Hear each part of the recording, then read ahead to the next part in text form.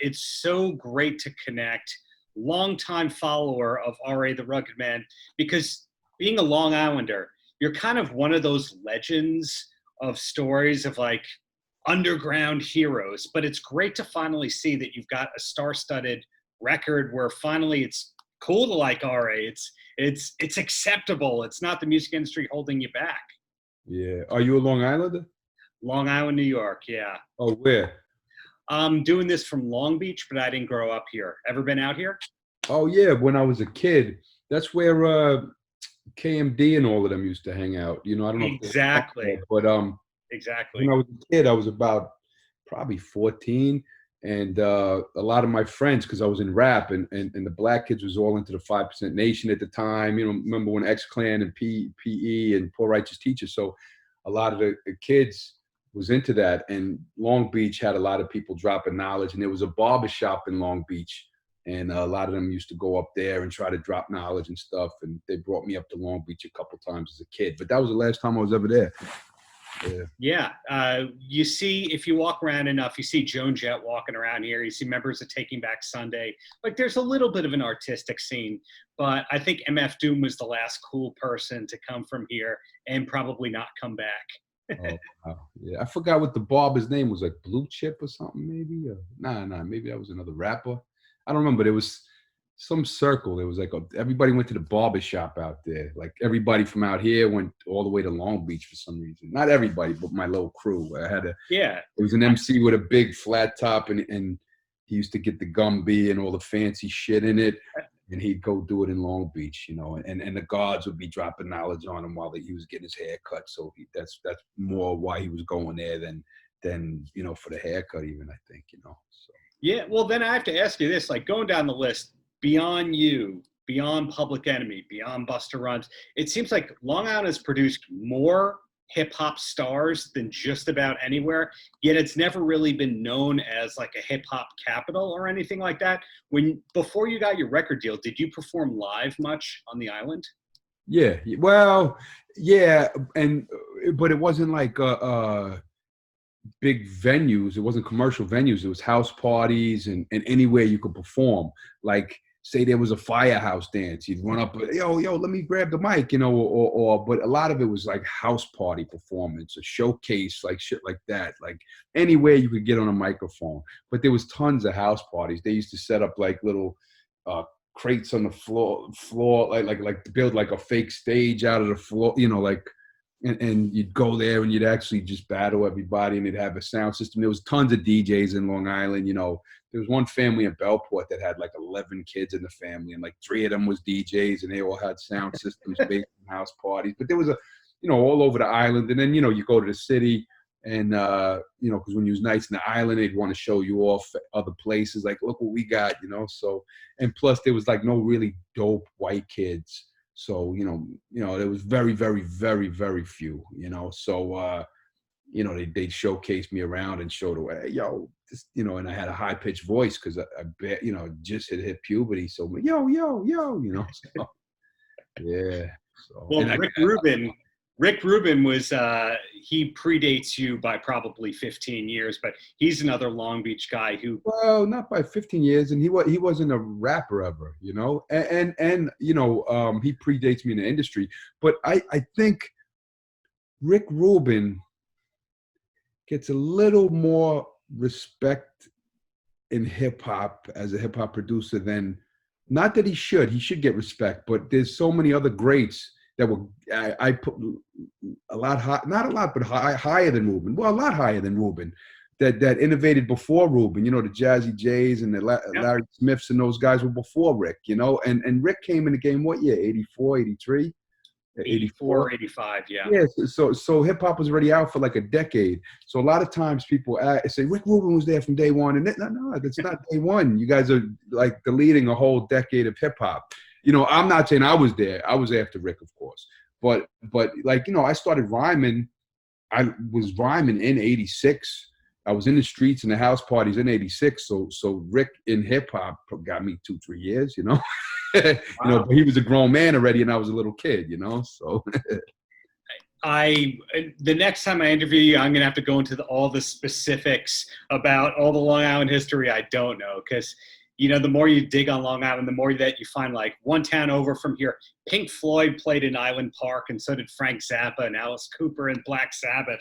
You're like, what? When I was too young to go to them, there was a lot of legendary hip hop events in Long Island too, like real dope ones. Like I see some of, the old school flyers, the Phase used to do them flyers and all that stuff. And totally, there'd be like those type of, I don't know if he did them, but those style of flyers, I'm not a huge graffiti knowledge. So like, some people could recognize everybody's art by just seeing it. I'm not gifted like that. So, but like those style of flyers, and it'd be like all stacked fucking cards of like all the legendary dudes from the Bronx, from everywhere. And there was a lot of big hip hop events in Long Island back in the day. I was just too young to go to them, and I didn't know about it at the time, like 83, 82, 84. I wasn't really up on that stuff, but I would have been too young to go even if I was, Right. Well, as I said at the top, great new record you've got, and lots of big names on there, which makes it clear that everyone's been an RA fan all this time. They just maybe didn't want to say that. Like, there was that great Method Man interview from like 10-ish years ago where you were standing next to him and he's talking about how he didn't believe that you were blacklisted and all that. And you made it through, which is so great to see. When did you notice? Most of them didn't believe I was white either, but when they seen me face to face, because the internet didn't exist back then, and they heard the bassy voice and and I was heavy, they put a heavy bassy voice. So they just thought, and when Method Man dropped, I was already out on the underground. So a lot of people thought, like, when the METHOT, man, when that dropped, people were like, yo, I heard your new song on the radio. Like, oh, that's Method Man. That ain't even me. But yeah, so yeah, I've been in the game a lot of years, man. I started rapping in Long Island 11 years old, 12 years old, 13, 14, 15. And so I've been doing it for a lot of years. How long was it from going, I'm going to make a new album, to actually having it done and mastered? Well, I was, my career is not about making albums. It's about touring and rocking stages. And, I haven't done tons of albums. Every time I tried to make an album in the 90s, it was a bad situation. I was stuck with a label. I'd put my heart and soul into a project, and then I'd be fighting with labels. And then, you do another record and you have, so there was so many issues. It's like, you know what? Fuck the music industry. I'm a crowd rocker. I'll destroy any stage. I'll put on the best show. I'll be the most memorable anywhere I go. No matter what happens, I'm going to destroy everything. They're going to remember me. They're going to remember my damn face. They're going to remember my showcase, So that was more what it became. And then when the indie game started picking up, they wanted me to do records. And I was like, yeah, like, what's the fucking point, But then when you start making records, people start collecting them and they start really, studying them, and they become like this documented piece of your work and your history. So then I said, okay, I guess, it's, I understand it, I guess now, just get away from the politics of the game and just put out music, So no, when I start doing an album, I make tons of songs, and I go, this isn't even an album. These are just dope records, and I could put all those records out. Everybody would love them, and it'd probably be a good album, but it's not for me. Like, when I'm dead, I want people to be able to check my album and go like, damn, this is, I want to be proud, and Mm-hmm. Yeah, and you're documenting. Also, I'm an artist who tours before this Corona shit destroyed everybody's life. Not even just the Corona didn't destroy it, the fucking governments and the shutdowns and the whole world is just fucked right now. So, we've been through pandemics before, we've been through pandemics, and they in the 60s, and they fucking threw Woodstock, So it's like, right now it's like, we've been through pandemics in the 50s, we've been through these fucking things, but right now the whole world's afraid of Corona, so none of us could go and have careers, But yeah, so I usually plan my albums around showcasing the live show abilities too. So I want to make sure there's call and response moments. I want to make sure there's certain tempos for certain parts of the show where, okay, now we're going to, mosh and destroy the fucking whole building, or now we're gonna, pull some emotional strings and really get everybody emotional, and everybody's gonna be hugging and crying during this record, and it's like I try to make my album so it fits a theatrical, like almost like a cinematic experience of the live show where you're going through ups and downs and emotions and and then the action pack, like. So that's how I try to make the albums. I just don't want to put a handful of good songs on an album and everyone goes, "Yo, those are dope songs." I want to kind of give them the roller coaster. And plus, life is a roller coaster. Every day, hey, great, boom, now it sucks. And then you hit the bottom, it sucks, oh, it's getting better. It's, life is, you got cancer. It's like, that's life, the ups and downs. So, why not make the fucking album a roller coaster, right? Of my hundreds or thousands, however many interviews I've done, I've never received an answer like that, which pointed out that the album is just there to serve the touring and the live show, and that it's just like a documenting kind of thing. That is so deep and unique from anything I've ever heard. Did somebody instill that in you, that the album serves the touring, or did you just figure that out yourself? I guess just being an MC, like I said, I started off wanting to rap everywhere, live shows. And then you study the past and you look, when hip hop was at its rawest, most pure form, where it was the streets and the DJs and the mic and the rapper and the MC and the live and whoever rocked the party the best. That was before they even made records, That's when it was like before all the corporations and money came in and boom, boom, boom, boom, boom. So, I like this. I'm a historian and I'm very nostalgic, and not just about music, about cinema, about everything, about history. I'm like, and I look at old times compared to new times, and I think some things were better in certain times. Some things are better now, but like, just because we're in the now doesn't mean you have to do everything exactly like the now. You could look at times that, hey, that worked better then. Or you could say, yeah, that was a little primitive then. This works better now. You could analyze, you have the whole history of the world's existence. Fucking do whatever the fuck you want. Why just do it in the now, So. What are some of the things, I'm putting you on the spot here, what are some of the things that you think are better than ever nowadays? Like, I have my answers, I know what's better now, but I'm curious, you, as somebody who knows a lot and has seen a lot, what do you think is the best now? Better than ever now. Do you hear that? Do you hear that echo? I don't hear an echo. Okay, cool. Because it's echoing all of a sudden. As long as you don't hear it, all good. No, well, the things that are better now is obviously the access to being able to get your music to whoever the hell you want, or your opinion heard to whoever you want. You just press the button, post the song, boom. Like I do a remix to that WAP song real quick. I recorded it, the next day you press a button, bow, the whole world, a few 100,000 people listen to the song in a week from just pressing a button. You didn't have that luxury back in the day. You depended on a record label to ship the vinyls to, to wherever the hell you wanted, And also, MC Shan, if you know who he is, he's awesome on social media. He's really like drops a lot of gems and ignorant shit too. He just whatever the fuck is in his head.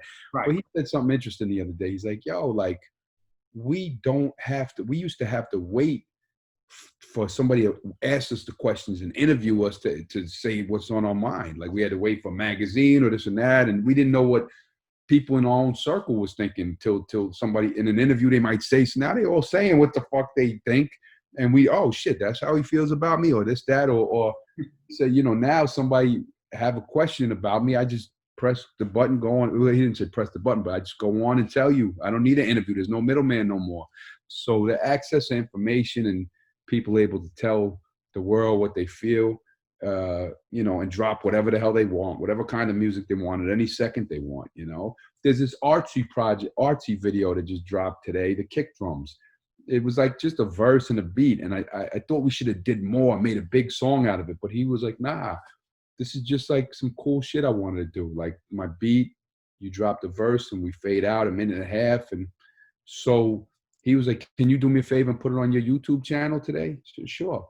Dropped it on there, and then, 10,000 people go and listen to his song off the YouTube, and then they go to his links and more, So he wouldn't have had access to do that, back in the day. He would have had to shop it, try to get a deal, have a record label, push it to someone. And it's not even that kind of song because it's not a radio song. It's just a little, slick little thing he made, a slick little piece of art that he wanted out there. He's able to do that. So that's what's way better, Is food better now than it ever was? I'm not sure. I think, it depends what part of the world you go to. It depends who the chef is. My cousin Laurie, she's old school Italian. Our grandmother was Sicilian, and she cooked up a feast of the gods the other day, But, if you want to go there, her great grandmother, who I never met, would would body her in the kitchen, the person who taught her. So maybe it was better back then, like she said, her great grandmother used to sit in the kitchen all day and make these soup, so I guess it depends who the chef is, Food is food. I mean, you're going to have somebody that could make a great meal, So that's a weird question. Is food better now and then? I never heard that one. I heard his music, his movies, but he said food.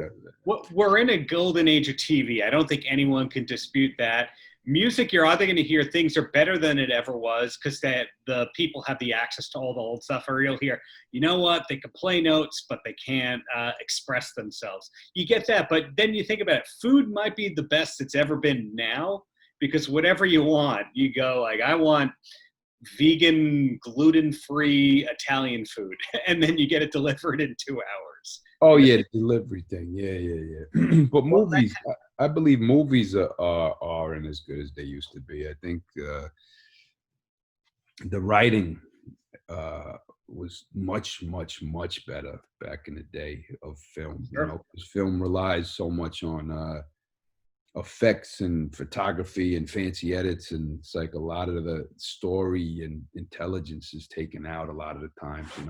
Like I watched The Man Who Shot Liberty Valance again, and it's just fucking devastating and beautiful and sad and so well written, and you could tell that story 500 different ways if you wanted to, just recycle it, it's like and it's just so relevant today. It's like when the legend becomes fact, print the legend. And it's true. That's what they do forever. That's how it exists forever. They want to build a fake hero. The world loves him. Let the hero be the hero. Meanwhile, this poor guy, Liberty Valance, he's the real, not Liberty Valance. The John Wayne character is the one who really shot Liberty Valance. And, he lost the girl. He lost his life. He lost his home. And the other man celebrated. And the other man was a good man. But, that's how the world works, They build up somebody, and when they build that person up, they're gonna build that person up, and the people that help build that person are shitted on, thrown to the left, and thrown in the trash, So, well said. Films like that, there's so many levels, and even if you go back to movies like La Dolce Vita and Patton, and I'm just naming all different levels of shit, Lawrence of Arabia. There's no films even close. Not even close, because it's that kind of storytelling is just like the in-depth character studies. Mm-hmm. They don't go there no more. They really don't. You could try to name a movie, and it's like it's still, even though they throw layers on, it's still way more one-dimensional. Like Lawrence of Arabia, is he a hero? Is he a coward? Is he a genius? Is he egotist? Is he a monster? Is he a man? What the fuck is Lawrence of Arabia? And maybe all of the above. Am I supposed to like him? Am I supposed to not like him? You know what I mean? Like Hollywood, people need to be spoon-fed what you're supposed to believe. And when you walk out of the movie theater, you were told what you're supposed to feel about every character, and you felt that way about that character, and it's done. That's it's just a different, I don't know, a lot of layers to older films, and when I look at the writing, I'm just so blown away every time I watch an older film. But when I watch newer films, it's very rare where I'm like blown away, like, wow, like, I watch older films, I get like almost envious and jealous, like, holy shit, I wish like I could never in my life write that, when I write new movies, I'm like, I could write that in my fucking sleep. I could shit that story out my ass. I don't just throw some special effects on the shit, Hey, hearing this new record and how many years you've been great at what you do. That's not surprising me, and this is not me blowing smoke. It seriously is great to see you back. And the two quick questions I got before I let you go is, what was the first song written for this album? I can't figure out like, oh, this is the tent pole that it was all built out around. Do you know? Life of the Party. I think Life of the Party is the oldest song on the album. And shit, let me go to the track listing. I'm gonna Google the track listing if you don't mind. Is that all right? No, please, man. I'm like yeah, because I could tell you basically what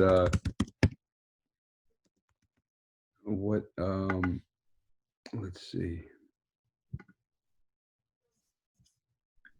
Golden Oldies was one of the first ones. You know, the one with Atmosphere? Yeah. Yeah, that was one of the first ones. That almost didn't make the cut, actually. Yeah, Golden Oldies, Contradictionary, Life of the Party are some of the first ones. Yeah. Okay. It's good that you could place it that way. A lot of people still might go, I have no idea. Not RA. Yeah, no, and the final one, let me look at the final one. The last song we wrote on the album, let me see which one that was. Let me go to the damn track listing. Give me a second, all right? Oh, the final songs was I just had it. Where the hell was it? I just saw the damn thing. Okay, Living Through a Screen, and then Dragonfire. Living Through the Screen and Dragonfire were the last two. Yeah. Cool. And do you have a favorite? Angelic Boy was one of the first ones written for it too. You know, that was a while ago. Yeah. Do you have a favorite song on the album altogether that somebody who hasn't heard it yet goes, this, you know, where do I start? Do you have a track that you send them to?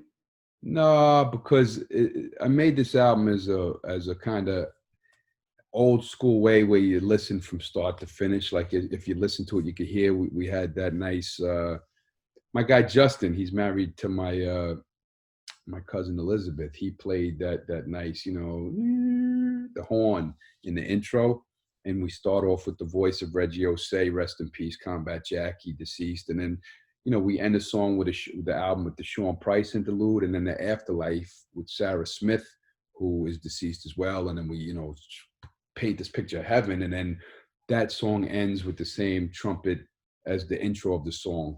So it's all, the album was made to be kind of like, you know, but it's 75 minutes. It's a different era of short attention span theater we're going to. But, you know, I'd like people to just listen to it, you know. If they want to start with something, start with the intro, because that explains what the album's going to be.